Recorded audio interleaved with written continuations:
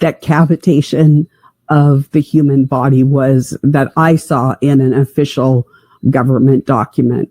So an attendant neural net is used to capture, record, evaluate, and report on these writings. So basically they are implanting in this operation that they're going to be doing, and through other medical means, a way of, it's like a read write. You basically are becoming a computer operating system, and they are capturing all that data, what goes on in your brain, what are you thinking about, are you touching something hot, are you thirsty, are you in an emotional state, how are you cognitively.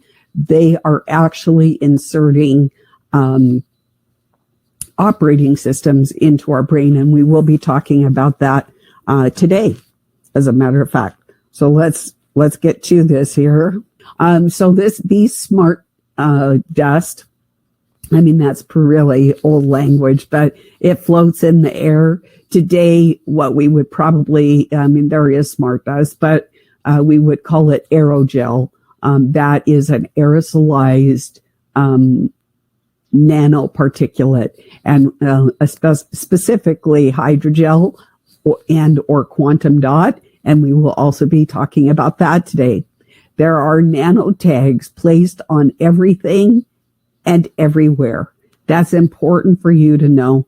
It's really going to be almost impossible, except for the protection by Almighty God, to avoid this. I mean, unless you live in a bunker that you set up 50 years ago and have all old things. I mean, this has been woven into the fabric of our everyday lives. And, our cups, our makeup, our devices, everything has it woven in. It actually has I was talking with a doctor this weekend, and this technology comes with like a hypnotic effect, and we will be talking about that hypnotic effect.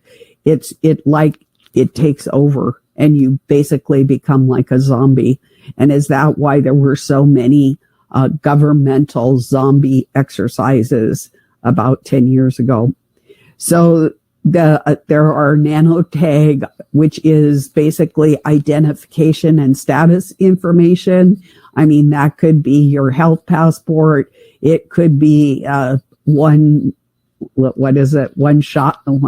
shop for all, where everything from your credit card to your health history to your credit score to your everything is in this nanotag. I personally believe that that's where we're at.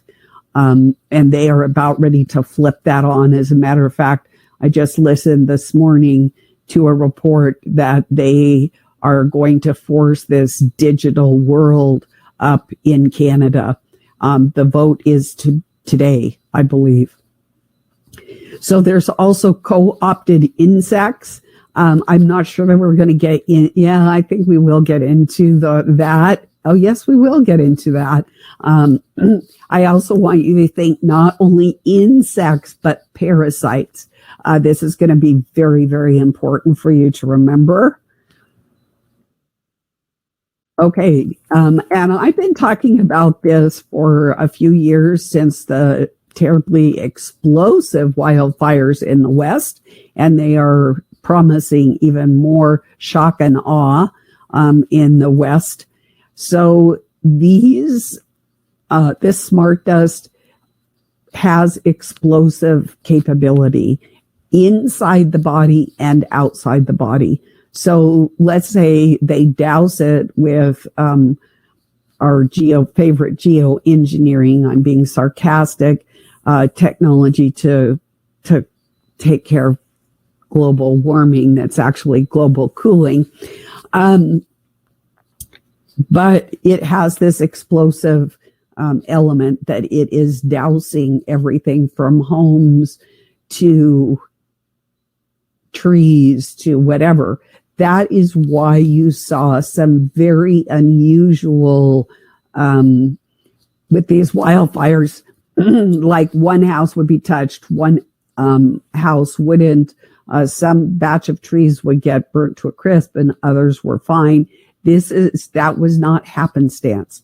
It is a precision weapon. And we're going to be talking about that a lot in the next couple days.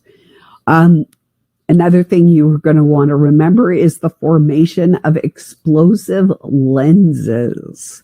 I want you to remember that word, explosive lenses. So not only does the smart dust have the capability or a payload that can be explosive or explosive element, they can actually amplify it with the use of frequency to explode and have a bigger impact, let's say. There can be infiltration of deeply buried or other targets. And so over on the right-hand side, I want to remind everyone about the microdust weaponry. It is a mechanical analog to the biomicron-sized mechanized dust, which is distributed as an aerosol and inhaled into the lungs. Like I said, this is old technology, really. They have far more sophisticated technology right now. The dust mechanically bores into lung tissue and executes various pathological missions. And furthermore, this is a wholly new class of weaponry, which is entirely legal. So basically all of the treaties and covenants and the UN and everybody, it plays the gray. It is, at least at this point, totally legal weaponry to use on anybody at any time. Okay, so what are the givens now to soon? There's gigabyte data transfer rates and optical comms.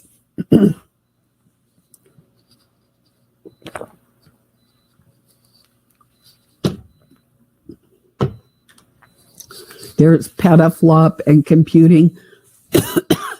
Sorry, you guys, I have a little bit of a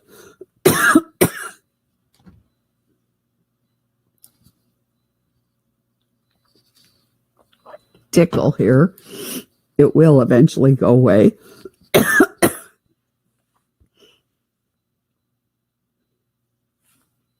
Here, I got some peppermint oil. I'll try that. Why are they talking about the data transfer rate? We're going to be learning that they are harvesting the data in our body, whether it's our thoughts, emotions, physiology, whatever. And so they want a 5G, they want a 6G. They need a really fast rate of transfer because this is real time. They are actually implanting sensors, or it's better saying seeding sensors into us that are real time, giving access to the, I say, actors at any level, whether they're state, federal, international actors, researchers and developers, whoever. There's also wondrous, ubiquitous land, sea, air, and space. There is multi-physics and hyperspectral sensor swarms. I hope if you have not seen the YouTube on Slaughterbots, you really need to see that. Yes, those were bigger. They were bigger. They were like little drones, but they actually have miniaturized that to the nanoscale, actually to the molecular scale. So they can do that in your body. And so it's nice to have a visual picture of what some of these capabilities that are invisible to us do. So check out Slaughterbots on YouTube. Survival requires a dispersion, size reduction, and concealment. Robotic swarm technology is primarily commercial.